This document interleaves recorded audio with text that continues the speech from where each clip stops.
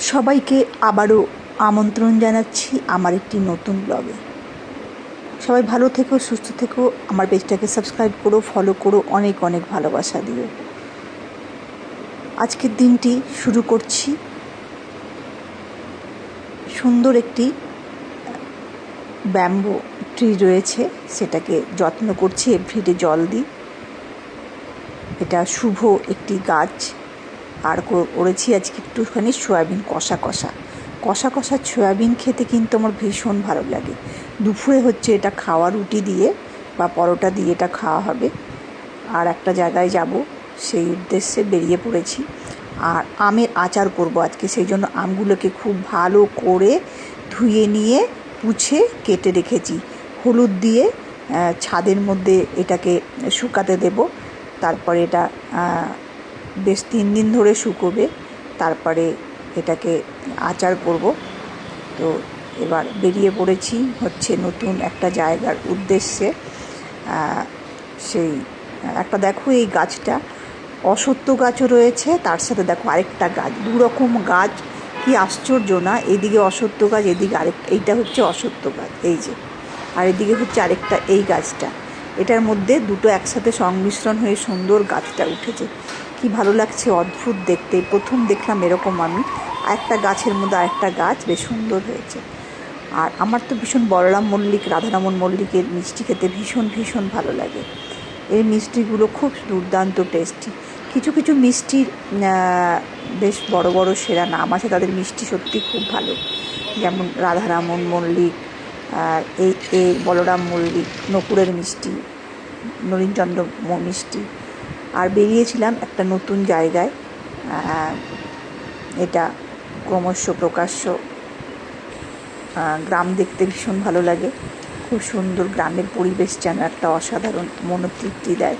খোলামেলা হাওয়া, খোলামেলা অক্সিজেন, নারিকেল গাছ রয়েছে এখানে, কত সুন্দর কলার গাছ রয়েছে।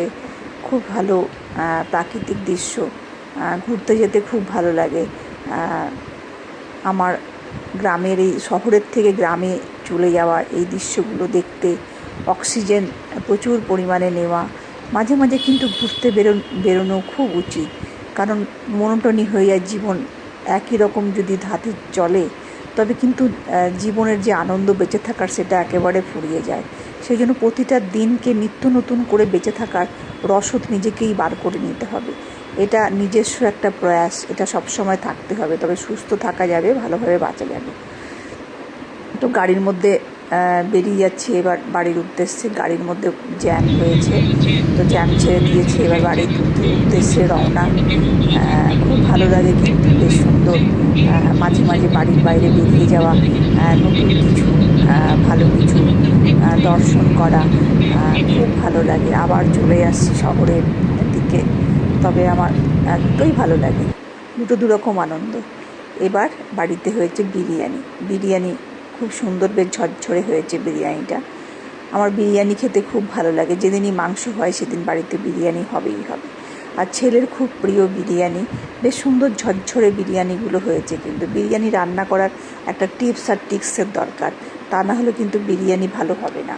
আর বিরিয়ানি চালটাকে 1 ঘন্টা ভালো করে ভিজিয়ে রাখতে হবে। বেরেস্তা তো লাগে, ঘি লাগে, বিরিয়ানি মশলা লাগে, কেওড়া জল, আতর লাগে। আর এদিকে আমি একটুখানি ভর্তা খাবো, সেই জন্য বেগুন আর টমেটো সিদ্ধ দিয়েছি, এদিকে ভেন্ডি সিদ্ধ আছে, এরকম দরকার। আর যে আমগুলোকে আমি ভিজিয়ে শুকোতে দিয়েছিলাম, তার মধ্যে মশলা হচ্ছে ধনে, জিরে, মৌরি, শুকনো লঙ্কা ও সামান্য মেথি। এটা দিয়ে ভালো করে কড়াইয়ের মধ্যে উছে নিচ্ছি। উছে নিয়ে এটাকে মিক্সারে গ্রাইন্ডারে ড্রাই রোস্ট করে এটাকে ডাস্ট করে নিতে হবে, সেটাই করে নেব। তো এবার সেটা, আর এদিকে আখি গুড়কে জল দিয়ে খুব ভালো করে গুলে নিয়েছি। এর মধ্যে যে ইমপিউরিটিটা আছে সেটা বেরিয়ে যাবে, তাহলে আর চাটনিটা, যে আচারটা আছে, চাটনি তো না, এটা আচার, যেহেতু অনেক দিন ধরে আমটাকে শুকিয়ে নিয়েছিলাম, আচার। তো এবার বাড়ির গাছের আমের আচার সত্যি খেতে খুব ভালো লাগে, নিজের পেরেছি আম, সেটাকে ভালো করে জলটা আর আখি গুড়টাকে দিয়ে ভালো করে ফুটিয়ে নিয়েছি। আর এদিকে ড্রাই রোস্ট করা হচ্ছে, মশলাকে খুব বেশি পুড়িয়ে ফেললে কিন্তু হবে না, একটুখানি ড্রাই রোস্ট হতে হবে, হালকা একটু গন্ধ বেরিয়ে এলে বেশ মাঝারি ধরনের রোস্ট করতে হবে। এদিকে জলটা খুব ভালো পরিমাণে ফুটছে, গুড় জলটা, এটা ফোটাতে হবে, নাহলে আচারটা নষ্ট হয়ে যাবে। সেই জন্য খুব ভালো করে জল দিয়ে গুঁড়ো দিয়ে ফুটিয়ে নিলাম চেকে। আর এদিকে হচ্ছে ড্রাই রোস্ট হয়ে গেছে স্পাইস। তো এটাকে আমি এবার মিক্সারে গ্রাইন্ডারে ডাস্ট করে নিলাম। এটাই মশলাটা দেওয়া হবে। এবার কড়াইয়ের মধ্যে সর্ষের তেল দেওয়া হবে। আচারের মধ্যে সর্ষের তেল দিলে না, এটার মাস্টার্ড অয়েলটা, এটা কিন্তু খুব ভালো একটা স্মেল আসে, খেতে খুব ভালো লাগে। পাঁচফোড়ন, এই দেখো আমগুলো কত সুন্দর শুকিয়ে গেছে, বলো কত ভালো লাগছে। আর এদিকে ড্রাই রোস্ট তোমার পাঁচফোড়ন দিয়েছি, আর তার সাথে একটু এক্সট্রা মৌরি দিয়েছি, তাহলে খেতে খুব টেস্ট হবে। আর পরপর পরপর করে আমগুলোকে ছেড়ে দিচ্ছি, বেশ সুন্দর দেখো, মানে দারুণ দারুণ এই আচারটা খেতে এত সুন্দর হয় কি বলবো।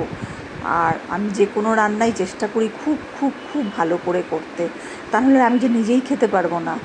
আমার ভীষণ মানে প্যালেট টেস্ট একদম 100% ওকে হতে হবে। নিজে যদি খেয়ে ভালো না লাগে তাহলে কিন্তু কাউরই ভালো লাগবে না খেতে।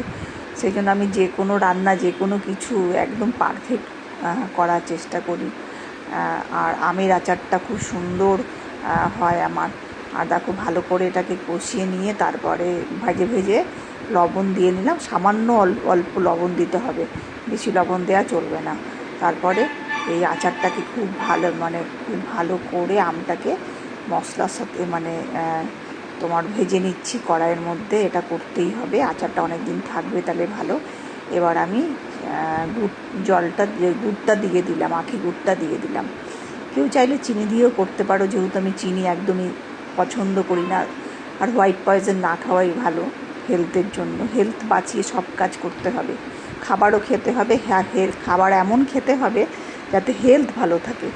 এবার মশলাটা দিয়ে দিচ্ছি। এই মশলাটাতেই আচারের গন্ধটা একটা আলাদা অন্য মাত্রা দেবে, এটার তুলনা নেই। এত ভালো হবে আচারটা, বলে বোঝানো যাবে না। অসাধারণ হয় এই আচারটা এই মশলাটা দিলে। আর গুড়ের সাথে মশলা দিয়ে সুন্দর এটাকে কষানো হচ্ছে, অসাধারণ খেতে। আর কি বলবো, রেসিপিটা কিন্তু সত্যি খুব সুন্দর হয়। আর আমি তো সবসময় চেষ্টা করি ভালোভাবে রেসিপিটা করতে। আমার পেজটাকে ফলো করো, লাইক করো, সাবস্ক্রাইব করো, আর অনেক অনেক ভালোবাসা দিও। আজকের মতো এখানেই। আবার আগে একটু সাইট্রিক অ্যাসিড দিলে খুব ভালো।